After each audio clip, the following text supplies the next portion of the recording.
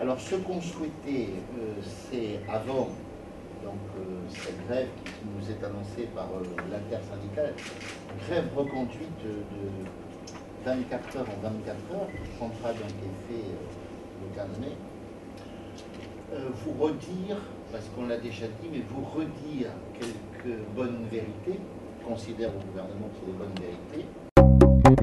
Il faut que les Calédoniens sachent bien aujourd'hui que la lutte contre la vie chère est verrouillée par l'intersyndicale vie chère ainsi que Calédonie ensemble. C'est devenu d'ailleurs la chasse gardée de Calédonie ensemble. C'est-à-dire que tout doit être discuté d'une part par la commission vie chère au Congrès, ce qui fait que le gouvernement attend des commandes, attend que des instructions lui soient données, donc évidemment pendant ce temps-là ça n'avance pas. Et puis d'autre part, il y a une commission spéciale réforme de la fiscalité qui a été mise en place. Et de la même manière, nous, gouvernement, nous sommes dans l'obligation d'attendre que celle-ci nous passe commande. Ces textes, ils ont le désavantage, à mon sens, et c'est à terme dangereux, c'est de ne pas avoir été étudié par les services. C'est-à-dire qu'un texte, on doit, avant de le prendre, mesurer les impacts sur l'économie, positifs, négatifs, etc. Quand on prend une mesure, il y a toujours un impact. Il faut l'étudier. Il faut l'étudier. Il y a nos services qui sont là pour ça, la DAE, les services fiscaux, la direction du travail, etc. etc. Ces textes, je vous assure que moi, je n'ai jamais vu ça. On vote des textes, il n'y a aucune étude d'impact. On ne sait pas. On ne sait pas ce que ça va produire comme effet, on ne sait pas ce que ça va rapporter, on ne sait pas ce que ça va créer, etc. On s'est attelé, bien évidemment, malgré les contraintes qu'a évoquées le président, parce qu'on voit bien, à chaque fois qu'on dépose des textes, on n'a pas de majorité au Congrès, ni en commission, ni même plus tard en séance publique. Et donc, du coup, eh bien, on fait comme on peut. Je vais prendre un exemple, celui du prix, puisque c'est ce qui est demandé par l'intersyndicale, du prix des produits dans la grande distribution. On a trois possibilités de faire baisser les prix dans la grande distribution. On a la modification de la fiscalité indirecte, c'est ce qu'on a fait puisque le gouvernement, je le rappelle, a présenté un texte de réforme de la fiscalité indirecte avec la mise en place de la TGA, et ce texte a été ensuite annulé, enfin suspendu, parce que les élus n'ont pas été capables de se mettre d'accord, de savoir s'il fallait un taux ou plusieurs taux. Donc faute d'accord, il n'y a pas de TGA. Donc réforme de la fiscalité indirecte mise en œuvre par le gouvernement, ensuite annulée par le Congrès. Sur la concurrence, donc là on a un texte qui est passé le 3 mai, je donne rendez-vous aux Calédoniens dans 6 mois pour voir. Puis le troisième facteur possible, c'est le blocage des prix. Le blocage des prix, on a fait les 400 produits qui étaient dans notre besace, entre guillemets, qu'on avait la possibilité de faire directement par arrêté du gouvernement. Et pour les 600 autres, il fallait passer par une délibération parce que les 600 autres produits ne faisaient pas partie de la liste qu'on était en capacité de bloquer. Et là aussi, bloqué par le gouvernement. Sur la concurrence, par le Congrès, pardon. Sur la concurrence, on a fait passer l'Observatoire des prix, idem, bloqué au Congrès. Là, Anthony vient de reproposer un autre texte qui va arriver au Congrès. Voilà, donc je pense que on fait le maximum au niveau du gouvernement. Au niveau d'importance, la première dépense des ménages, c'est les dépenses du logement, celles liées au loyer, etc. Donc, il y a un certain nombre de moyens à mettre en place. Les dispositifs existent, comme l'aide au logement. Aujourd'hui, c'est 1,7 milliard. Sauf qu'on arrive au bout d'un dispositif où les provinces font savoir aussi leur réticence à continuer à participer à ce dispositif.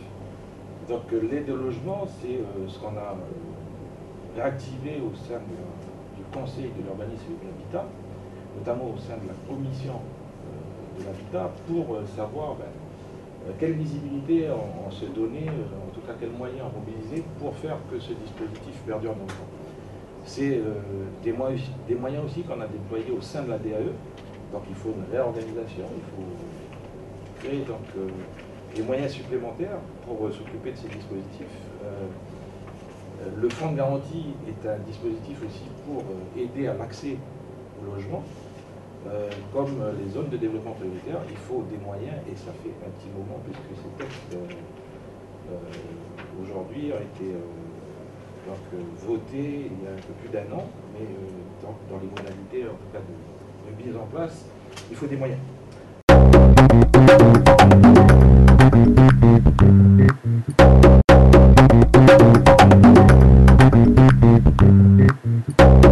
Voilà, alors sur les deux textes d'aujourd'hui, il y a un premier texte donc, qui est fait pour relancer le bâtiment et puis pour voir aux besoins que l'on a de logement. Alors, qu'est-ce qui nous fait beaucoup défaut dans le bâtiment aujourd'hui? Ben, c'est la confiance, je viens de le dire, avec l'enquête de conjoncture, c'est la confiance. Et puis deuxièmement, c'est la disparition de la loi Girardin sur le logement intermédiaire.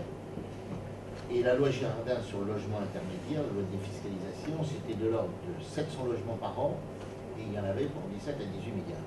Ça aujourd'hui c'est fini, terminé. Alors évidemment, ça fait un trou, évidemment. Alors, le texte, c'est un peu à l'instar de ce que nous avions fait d'ailleurs en 1997, et qui avait très bien marché.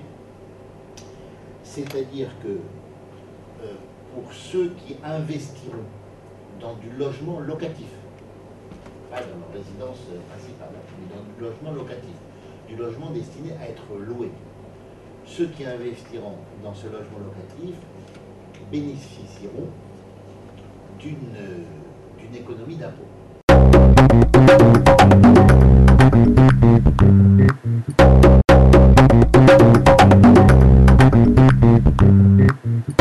Je vais vous lire tout simplement ce qu'a dit la Chambre territoriale des comptes, ce qui me semble assez clair dans le fonctionnement. D'abord, il est indiqué que les réformes qui permettent d'indexer les tranches finalement bénéficient à ce qu'on appelle les classes moyennes, c'est-à-dire c'est principalement les salariés, etc., puisque celle de 2005 a concerné 24 700 foyers sur les 35 000. C'est-à-dire qu'on voit bien que c'est la grande majorité des foyers qui sont concernés. Mais donc, la Chambre indique que la tranche d'imposition à 40% est désormais atteinte en Nouvelle-Calédonie à partir de 4,5 millions de revenus nets imposables, alors qu'en métropole, elle ne l'est qu'à partir de 8 millions. On voit bien qu'on a un décalage. Et un couple marié ayant 2 enfants et dont le revenu net imposable s'élève à 15 millions de francs acquitte ainsi en Nouvelle-Calédonie un impôt de 16% supérieur à celui qu'il aurait payé en métropole. Alors, donc l'idée c'est de décaler l'ensemble des tranches. Juste un certain nombre d'éléments avant de vous donner le détail des tranches. Cette réforme va concerner 31 425 foyers bénéficiaires sur 50 827 foyers qui payent de l'impôt.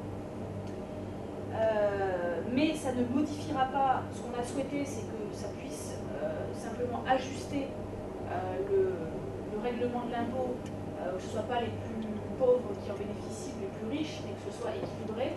Et donc on constate qu'avec cette réforme, on maintient l'équilibre, je ne sais pas si c'est un équilibre, mais en tout cas le système actuel avec 5% des foyers les plus aisés qui déclarent 22% du revenu total et qui acquittent 59% de l'impôt. Je répète, 5% des foyers les plus riches qui acquittent 59% de l'impôt, et donc on maintient cet équilibre-là.